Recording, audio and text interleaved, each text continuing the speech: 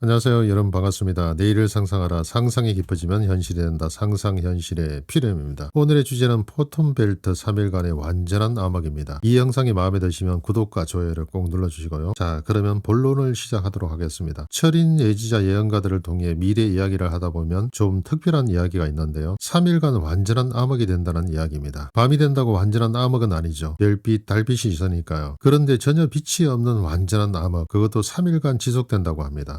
3일간 완전한 암흑은 한두 명이 언급한 정도가 아니고 여러 명이 공통적으로 이야기하고 있는 부분인데요. 서양뿐만 아니라 동양에도 그런 내용이 있죠. 동양에서 전한 내용은 차차 전하기로 하고요. 오늘은 서양 이야기 중심으로 말씀드리도록 하겠습니다. 13세기에 살았던 오스트리아 수도사 요한 프리데는 미래 대격변 소식과 함께 이렇게 말하고 있습니다. 완전한 어두움이 3일 밤낮 지속될 것이다. 이 시간 동안 빛의 힘이 없는 사람은 졸음과 같은 잠에 빠질 것이다. 특히 영적 생명의 불꽃이 없는 사람은 많은 경우 깨어나지 못할 것이다. 또 이탈리아의 팔마 마리아 수녀는 3일 동안 어둠이 지속될 것이다. 짧지만 격렬한 전쟁이 있을 것이다. 이렇게 전하고 있고요. 또 이탈리아의 안나 타이지 수녀는 나는 지상에서 3일 밤낮으로 지속될 강렬한 어둠을 본다. 아무것도 보이지 않고 공기가 역병을 토할 것인데 이 전염병으로 죽는 것은 주로 종교의 적들이지만 오직 그들에게만 국한되지 않을 것이다. 이 3일 동안 인공 조명은 불가능할 것이다. 이렇게 말하고 있죠. 3일간 완전한 암흑이 될 때는 인공 조명을 전혀 쓸 수 없다는 말이고요. 또 프랑스의 마리줄리 자에니 수녀는 자연 전체에 3일의 어둠이 있을 것이다. 3일 밤과 2일 낮 동안 오직 밤만 계속될 것이다고 했죠. 이상의 내용을 보면 3일간 완전한 암흑이 어느 특정 지역만 국한된 것이 아니란 것을 알 수 있는데요. 일반적으로 지구가 처한 환경에서 3일간 완전한 암흑이 된다는 것은 이해할 수 없는 자연현상이죠. 그렇다면 3일간의 완전한 암흑은 도대체 무엇 때문에 생기는 걸까요? 다행히 이것을 이해할 수 있는 자료가 있습니다.